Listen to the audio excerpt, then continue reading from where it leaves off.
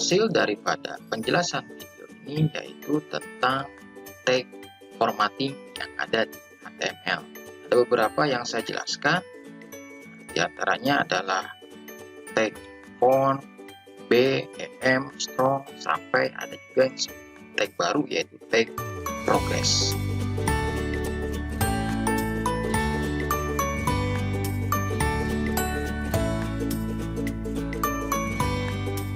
Selamat berjumpa kembali di channel Andrea Video, masih tentang pembahasan pelajaran HTML.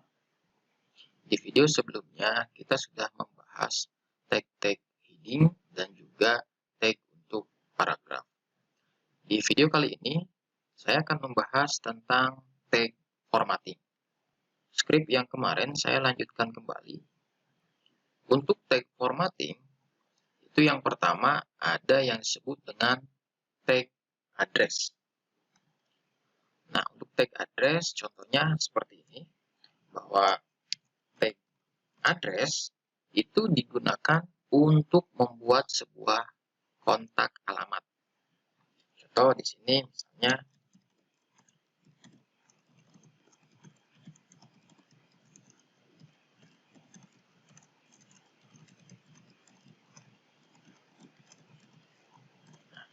nah, kurang lebih seperti ini untuk yang namanya tag address, yaitu untuk mendefinisikan sebuah alamat.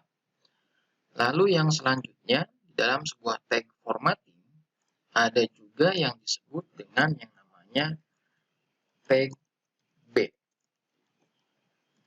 Nah, seperti ini, tag B. Tag B ini digunakan untuk membuat huruf cetak tebal.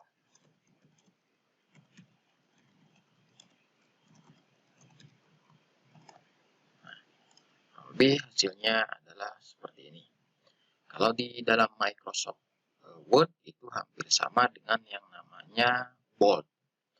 Dan ini hasil daripada tag B.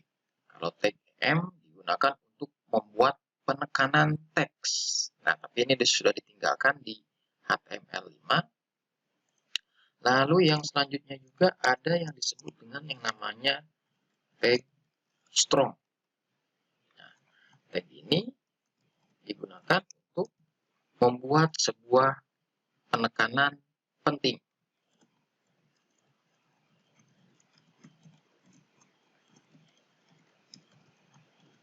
Nah, kita coba kurang lebih hasilnya adalah seperti ini.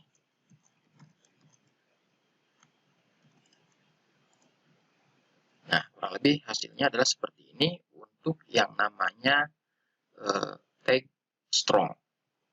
Selanjutnya, masih tentang pemformatan.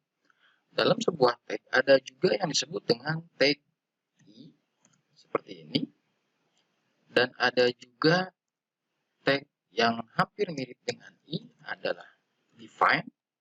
Dan juga tag yang hampir sama dengan tag I adalah cite. Kita coba satu persatu.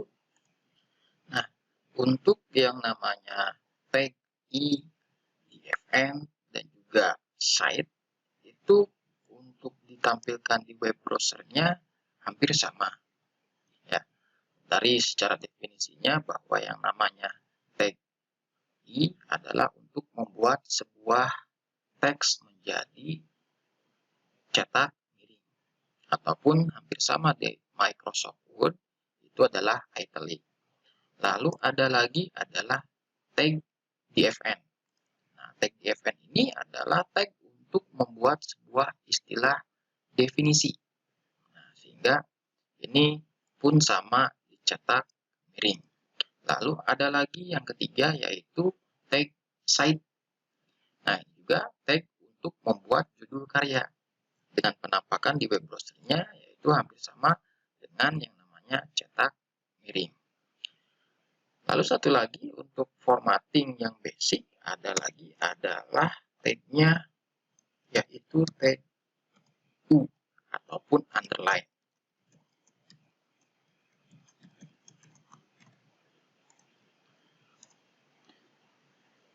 yang hampir sama dengan tag U adalah tag INS. Nah, kita akan coba untuk tag U. Nah, kurang lebih untuk yang namanya tag U dan tag INS itu sama-sama dicetak garis bawah. Secara penempatannya bahwa tag U adalah untuk membuat teks yang memiliki gaya yang berbeda dari tag biasanya. Lalu untuk yang namanya tag INS itu adalah tag untuk membuat teks yang telah dimasukkan ke dalam sebuah dokumen. Nah, ini untuk yang namanya tag daripada INS.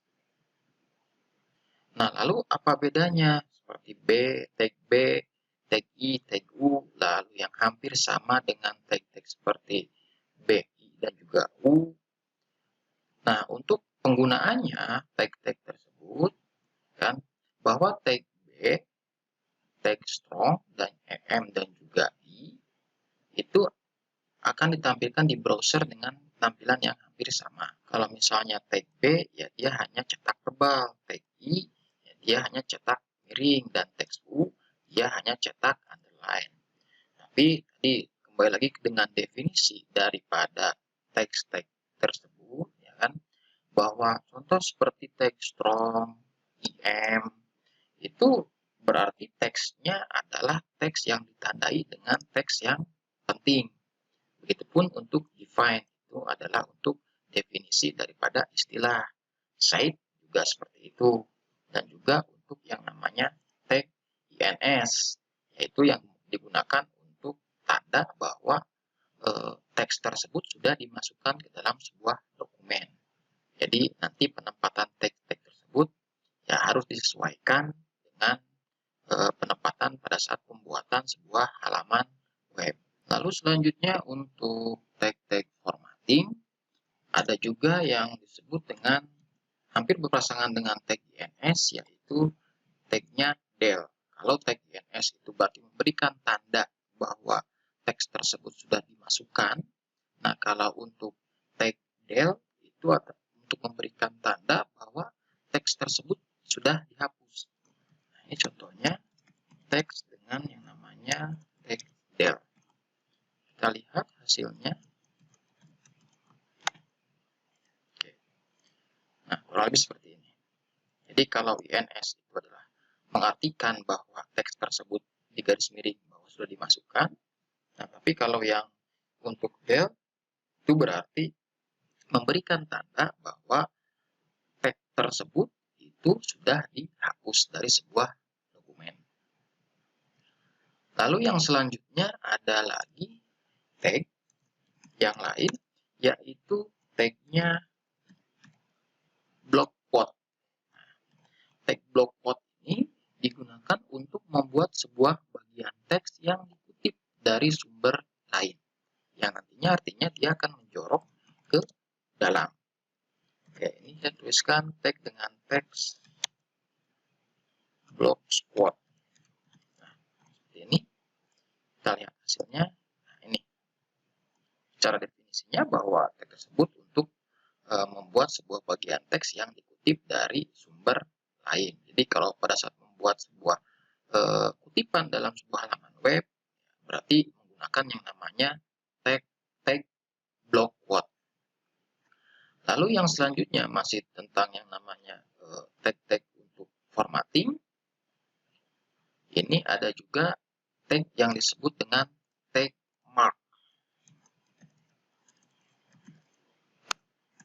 Ya, itu ada yang disebut dengan tag mark. Nah, tag mark ini artinya adalah untuk membuat teks yang disorot ataupun ditandai. Kita lihat. Kita simpan. Kita lihat hasilnya. Nah, ini. Jadi yang ditandai itu menggunakan tagnya adalah mark. Nah, itu untuk tag untuk yang ditandai. Yang selanjutnya lagi ada juga yaitu tag yang digunakan untuk menampilkan sebuah waktu, itu yang disebut dengan yang namanya tag time. Contohnya adalah tag time pukul 10.00. Nah, ini digunakan untuk menampilkan waktu. Seperti itu, masih di dalam tag formatting. Lalu ada lagi tag, yaitu tagnya subscribe, dan juga tagnya adalah superscribe. Nah, ini hampir sama seperti yang ada di Microsoft Word. Nah, ini contohnya tag yang ditandai dengan subscribe dan juga tag yang ditandai dengan superscribe. Kita lihat hasilnya. Nah, seperti ini untuk tag sub, berarti dia menjadi intervalnya ke bawah, sedangkan yang untuk tag super, dia intervalnya adalah ke atas. Gitu. Biasanya untuk tag subscribe itu digunakan dalam penulisan zat-zat kimia, lalu untuk tag superscribe digunakan untuk penulisan kuadrat, akar, dan yang lainnya.